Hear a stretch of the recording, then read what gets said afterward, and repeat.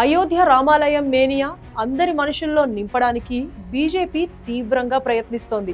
ప్రతి ఒక్క ఇంటికి అయోధ్య రామయ్య తలంబ్రాలంటూ పంపిణీ పూర్తి చేసింది.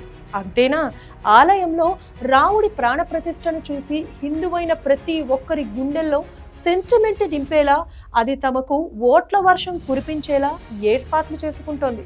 మరి ఈ ప్రయత్నాలు ఫలిస్తాయా? రాముడు ఓట్ల వర్షం కురిపిస్తాడా?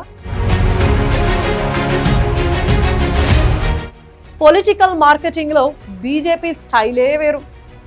భావోద్వేగాల రాజకీయాలతో ఓట్ల పండగ.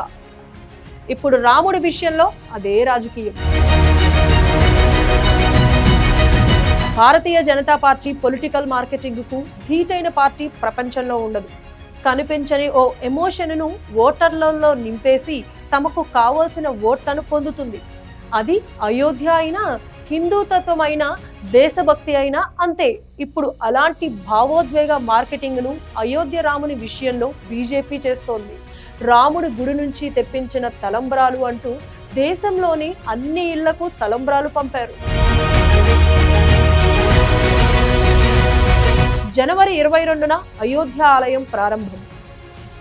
దేశవ్యాప్తంగా ప్రతి ఇంటికి తలంబ్రాల పంపిణీ.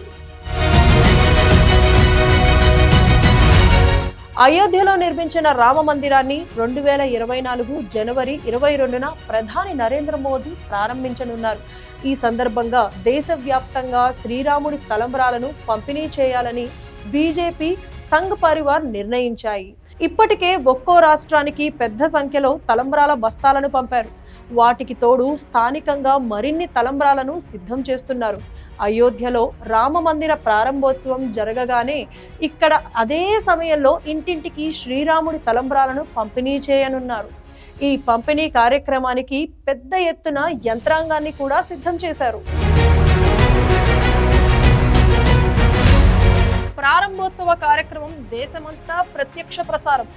ప్రసిద్ధ ఆలయాల్లో భారీ ఎల్ఈడి స్క్రీన్స్.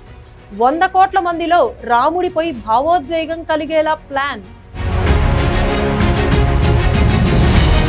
22వ తేదీన ప్రారంభోత్సవం సందర్భంగా చేసే ఉపన్యాసాన్ని దేశవ్యాప్తంగా అన్ని ఆలయాలు, హిందుత్వ సంస్థల ప్రాంగణంలో లైవ్ కవరేజ్ ద్వారా భక్తులకు వినిపించేందుకు ఏర్పాట్లు చేస్తున్నట్లుగా తెలిసింది.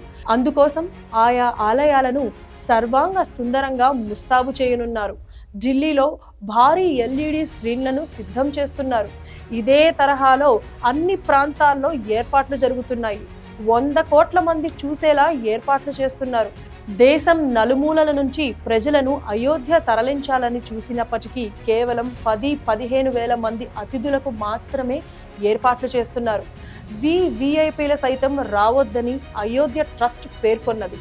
రామ్ లల్లా విగ్రహానికి ప్రాణప్రతిష్ఠ ముందు ప్రధాని మోదీ ప్రత్యేక పూజలు చేయనున్నారు. మొత్తంగా రాముడి అజెండా చుట్టూ ఎన్నికలు తిప్పి రాజకీయంగా లాభం పొందడానికి బీజేపీ చేస్తున్న ఎత్తుగడగా కూడా దీనిని భావిస్తున్నారు.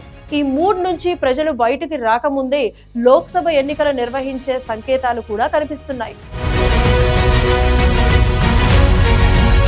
బీజేపీకి ఆయువు రామ మందిరం. హిందుత్వ అజెండాతో రథయాత్రతో బీజేపీకి తిరిగిన దశ. ఇప్పుడు ప్రారంభోత్సవంలోనూ అదే రాజకీయం. నిజానికి 2 ఎంపీలున్న బీజేపీని అధికారం దిశగా నడిపించింది రామ మందిరం. ప్రజల విశ్వాసాన్ని సరిగ్గా పట్టుకున్న బీజేపీ ప్రజల మత విశ్వాసాన్ని ఆధారం చేసుకునే హిందుత్వ అజెండాను అమలు చేసింది. ఒకప్పుడు తాము ఇచ్చిన మాటను ఈ విధంగా నిలబెట్టుకున్నామని చాటడం ద్వారా మరో దఫా ప్రజలను ఆకర్షించేందుకు ప్రయత్నాల్లో ఉన్నది. ఇప్పటికే ఆర్ఎస్ఎస్, విహెచ్పి వంటి సంస్థలు ఆలయ ప్రారంభోత్సవాన్ని పురస్కరించుకొని జన్ ఉత్సవ్లు నిర్వహించాలని పిలుపునిచ్చాయి.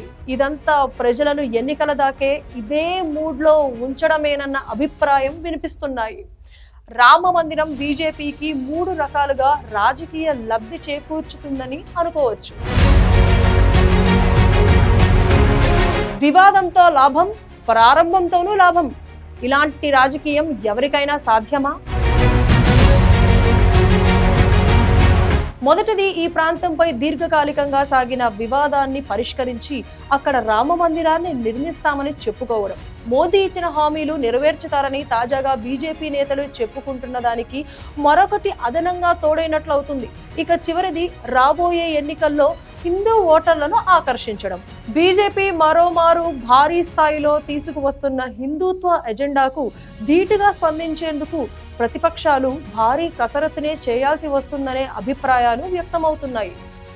దేశంలో హిందుత్వ సెంటిమెంట్తో అధికారాన్ని పొంది ఎలా దాన్ని నిలబెట్టుకోవాలి అన్నది బీజేపీ చేసి చూపిస్తోంది. అలాంటి రాజకీయం ఇంకెవ్వరికీ సాధ్యం కాదు. అటు కాంగ్రెస్ జనం సమస్యలు తీసుకుంటోంది, బీసీ కులగణన, గ్యాస్ సిలిండర్ ధర తగ్గించడం లాంటివి చెబుతోంది. కానీ ఇప్పుడంతా భావోద్వేగ రాజకీయాలు. అందుకే అందరి దృష్టి రాముడిపైనే ఉంది.